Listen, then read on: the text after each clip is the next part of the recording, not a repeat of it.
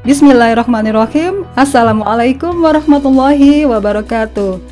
Bapak Ibu guru, calon guru penggerak yang hebat se-Indonesia, selamat bertemu kembali dengan kami dari kelompok D. Kali ini kita akan mendemonstrasikan materi tentang coaching. Sebelumnya kami perkenalkan dulu anggota kelompok kami. Yang pertama adalah Bapak Aan Minan Nur Rahman dari SD Kiai Ibrahim Surabaya. Yang kedua, Bapak Agus Farhani dari SMP Al-Falah Surabaya. Yang ketiga, Ibu Maya Ulfa dari SD Al-Hikmah Surabaya. Dan yang keempat, saya sendiri Susiyanti dari SD Al-Hikmah Surabaya. Baik, kita langsung masuk ke kasus yang pertama. Sebagai aktornya adalah sebagai coach Ibu Maya, sebagai coachee adalah saya Susiyanti, dan sebagai pengamat adalah Bapak Aan Minan. Anda memperhatikan seorang murid yang tidak mau bekerja sama dengan teman-temannya. Dia selalu memiliki alasan tertentu, seperti tidak cocok dengan teman-temannya atau dengan alasan yang lain. Dia memilih bekerja sendiri dan mengumpulkan tugasnya sendiri. Hasil yang dikumpulkan secara mandiri itu selalu bagus. Bagaimana Anda menyikapi hal seperti ini? Mari kita saksikan. Susi, Ibu lihat ketika kerja kelompok tadi, kamu tidak mau bergabung dengan teman-temanmu satu kelompok. Kenapa sih? Iya, Bu. Saya sebel sama mereka. Oh, begitu. Baik deh. Bisa nggak ya kalau kita ngobrol-ngobrol saat jam istirahat nanti?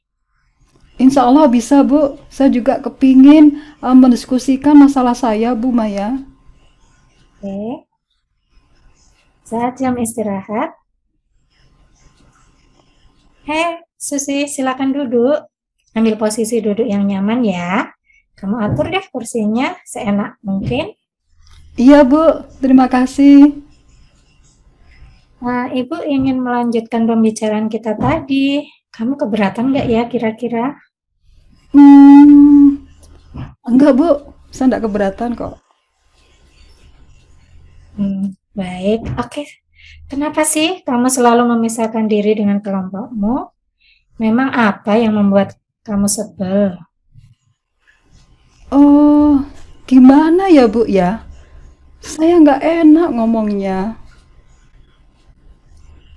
Gak apa-apa, cerita aja dengan Ibu. Gimana, kamu setuju nggak cerita sama Ibu? Ya udah, Bu, saya setuju. Kita membicarakan masalah saya. Oke, sekarang ceritakan apa yang sedang terjadi dan akan kita coba untuk menyelesaikannya agar kamu tidak sebel lagi ya. Iya, Bu. Saat kamu bekerja di kelompok, Ibu sering memperhatikan kamu. Kamu lebih sering mengerjakan semuanya sendiri. Dan kamu kumpulkan hasil kerjaan kamu itu. Iya, Bu. Saat kerja kelompok itu, teman-teman itu berbicaranya itu terlalu melebar. Tidak sesuai dengan topik yang ditugaskan oleh Ibu. Sehingga waktu itu habis terbuang. Sedangkan pekerjaan kami belum selesai.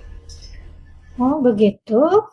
Apa itu menjadi sebuah beban yang berat bagi kamu? Iya, Bu, tentu saja. Itu menjadi beban bagi saya. Coba ceritakan lebih jelas lagi agar Ibu bisa membantumu. Begini, Bu, kelompok kami itu kan ada 4 anak. Kalau ada tugas, mereka selalu mengobrolkan sesuatu yang tidak berhubungan dengan topik yang ditugaskan. Pernah tuh, Bu, ada kejadian. Kami sedang membahas tugas yang diberikan oleh Ibu. Teman-teman itu mengobrol ke sana kemari. Kemudian waktu sudah habis. Sedangkan kelompok kami belum menghasilkan apa-apa. Akhirnya, ketika ada tugas kelompok lagi, saya lebih suka untuk mengerjakan sendiri. Dan alhamdulillah saya tidak terlambat mengumpulkan dan hasilnya bagus. Oh, gitu. Lalu, apa kamu masih ada permasalahan lagi yang lain? Iya, Bu. Selain itu, saya juga tidak cocok dengan yang namanya Ita. Maaf Bu, saya harus menyebut nama. Dia itu Bu, suka ngegosip. Dia tidak mau mengerjakan tugas yang diberikan. Dan juga dia itu hanya duduk-duduk saja dan ngobrol dengan teman yang lain. Selain itu, kalau diingatkan si Ita ini mesti marah-marah. Itu permasalahannya. Menurut kamu nih, dengan bekerja sendiri itu sebuah langkah yang baik dan benar atau bukan? Iya Bu, kalau menurut saya sih langkah yang sudah saya ambil ini bagus. Tapi sebenarnya sih ya kurang sesuai karena ini merupakan tugas kelompok, jadi penilaiannya juga penilaian kelompok. Menurut kamu apa yang bisa kamu lakukan? Rencana saya sih Bu, saya mencoba untuk mengingatkan teman-teman di awal ketika ada tugas dan menjelaskan kepada mereka agar mereka tidak mengobrol di luar topik yang sedang dibahas. Apalagi ya yang akan kamu lakukan kira-kira? Selain itu, saya akan mengajak semua anggota kelompok saya agar lebih fokus di dalam mengerjakan tugas. Dan semuanya wajib berperan serta bekerja sama untuk mengerjakan tugas. Kira-kira ada yang lain lagi nggak ya yang bisa kamu lakukan? Iya, ada Bu. Saya pun juga dituntut ya, ini menurut saya, menurut kata hati saya, bahwa saya juga harus memahami teman-teman yang ada di kelompok saya dan mengenal karakter dari masing-masing mereka. Kapan rencana itu akan kamu lakukan? Insya Allah pekan depan Bu, saat ada tugas kelompok lagi. Oke, nanti kita lihat ya saat ada kerja kelompok lagi. Iya Bu. Sekarang, apa yang bisa kamu lakukan agar rencanamu itu berjalan dengan baik? Saya harus menghilangkan rasa sebel saya. Saya harus bisa mengelola emosi diri saya sendiri, Bu. Selain itu ada lagi? Saya juga harus bersabar kayaknya nih, Bu. Di dalam bekerja dengan teman-teman saya, memang dibutuhkan kesabaran agar kelompok saya menjadi kelompok yang solid. Alhamdulillah, luar biasa anak ibu ini. Ternyata kamu sudah bisa memahami bagaimana kita harus hidup bersama dalam sebuah kelompok dan bagaimana kita harus bekerja sama dengan mereka. Baik, Bu. Nah, sekarang kamu sudah merasa lega nggak atau masih sebel? Alhamdulillah, Bu. Sekarang saya sudah merasa lega dengan saya ngobrol dan sharing-sharing dengan Ibu. Ternyata hati saya sudah merasa plong. Terima kasih Bu atas waktu yang diberikan oleh Ibu kepada saya dan perhatian kepada saya. Insya Allah saya akan berusaha untuk melaksanakan apa yang sudah saya rencanakan tadi. Semoga apa yang kamu harapkan bisa terwujud dengan baik ya. Iya Bu, amin ya robbal alamin. Terima kasih Bu. Sama-sama. Sampai jumpa lagi ya di lain Iya kesempatan. Bu. Sampai jumpa Bu, terima kasih. Eh,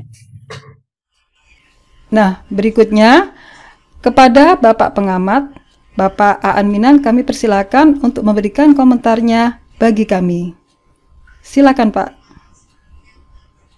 Assalamualaikum warahmatullahi wabarakatuh. Waalaikumsalam warahmatullahi Terima kasih Bu Maya dan Bu Susi yang sudah mendemonstrasikan untuk coaching kasus 1. Setelah saya mengamati dari demonstrasi tadi, saya sangat apresiatif sekali, luar biasa Bu Susi dan Bu Maya sudah menggambarkan proses Tirta dalam coaching dalam kasus 1 ini. Saya akan memberikan beberapa catatan hasil pengamatan saya selama demonstrasi dilakukan. Meskipun secara keseluruhan saya bisa mengatakan bahwa tahapan-tahapan Tirta sudah dilaksanakan oleh Bu Maya dan Bu Susi.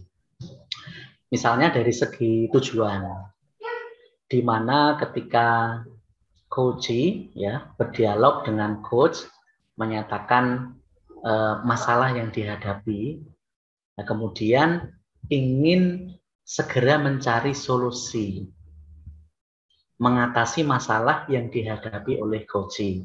Dalam hal ini adalah tentang diidentifikasi masalahnya adalah tentang bagaimana si anak ini kurang nyaman ketika belajar berkelompok, dengan identifikasi masalah yang kemudian juga sangat terlihat sekali ketika George menggali masalahnya apa. Itu kan identifikasi masalah, dan sudah terlihat di demonstrasi tadi, sudah sangat terlihat bagaimana coach berusaha menggali masalah lebih dalam lagi. Coach juga sangat terbuka, jadi menyatakan atau mencurahkan semua permasalahannya yang dihadapi kepada si George. Nah, kemudian dari masalah itu kemudian coach juga berusaha menggali juga, artinya kira-kira dia itu ada potensi apa untuk mengatasi masalah yang dihadapi, yaitu ketika dia kurang nyaman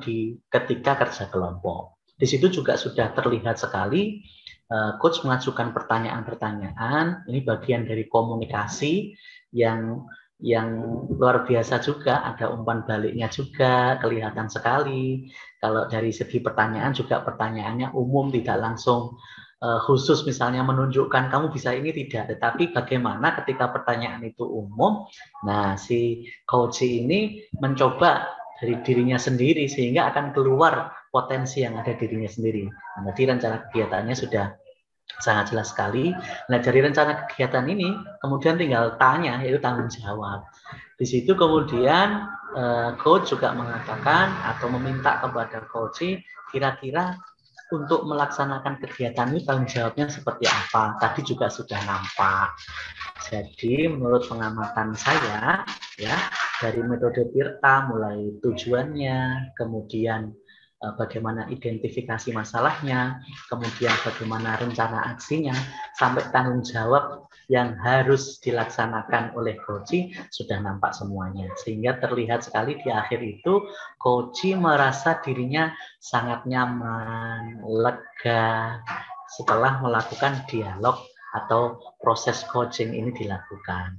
Jadi secara keseluruhan saya katakan untuk demonstrasinya ini sudah luar biasa. Sekali lagi terima kasih Bu Maya dan Bu Susi. Sukses selalu. Assalamualaikum warahmatullahi wabarakatuh.